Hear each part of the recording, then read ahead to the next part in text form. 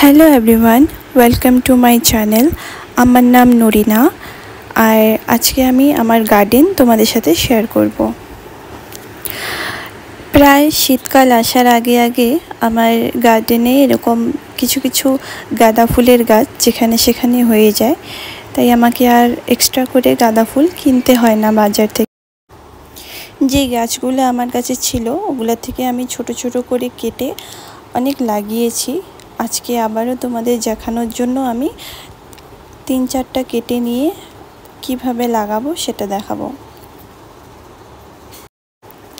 আমি ঠিক এইভাবে প্রত্যেক বছরে গাঁদা ফুলের চারাগুলো লাগাই, আর ঠিক নভেম্বর, ডিসেম্বর, জানুয়ারিতে আমার প্রচুর ফুল আসে। গাঁদা ফুলের ডালটা এইভাবে লাগিয়ে দিয়ে একটু বড় হলে কিছুদিন পর ওপরটা পিঞ্চ করে ভেঙে দিব।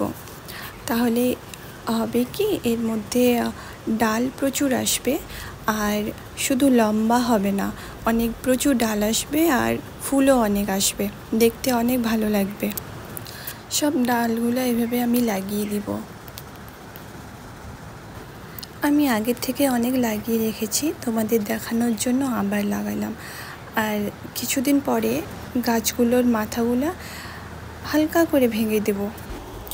আমার জবা ফুলের গাছটাও অনেক বড় হয়ে গেছে, এতে অনেক ফুল ধরেছে। আমার কাছে অনেক ধরনের জবা ফুল আছে, ধীরে ধীরে সব শেয়ার করব তোমাদের সাথে। দেখো কত সুন্দর, আকাশটাও আজকে খুব সুন্দর লাগছে। আমি ভিডিওটা বিকালবেলায় শ্যুট করতেছি। আমার কাছে একটা অ্যাডেনিয়াম গাছও আছে, দেখুন এই গাছে কয়দিন আগেই খুব প্রচুর ফুল দিয়েছিল। আর এই গাছটার নাম এখন আমার মনে পড়তেছে না, এটা রোদে রাখলে এই গাছটা খুব ভালো হয়। কিছুদিন আগে নার্সারি থেকে একটা বুগেনভিলিয়া চারা কিনে এনেছিলাম, ভাবছি ভালো ফুল দেবে, কিন্তু রোদে রাখার পরেও সেটাতে কোনো ফুল আসে না, জানি না কেন, এটাতে এখনও ফুল আসেনি। এটা বাড়ির ঢোকার দিকটা, আর ওইটা ছিল বাড়ির সামনের দিকটা। আমার কাছে কি কি গাছ আছে তোমাদের সাথে সব ধীরে ধীরে শেয়ার করব। এটা আমার শ্বশুর বাড়ি, এটা যেহেতু গ্রামে রয়েছে তাই প্রচুর জায়গা পেয়ে গেছি আমি ফুল গাছ লাগানোর জন্য।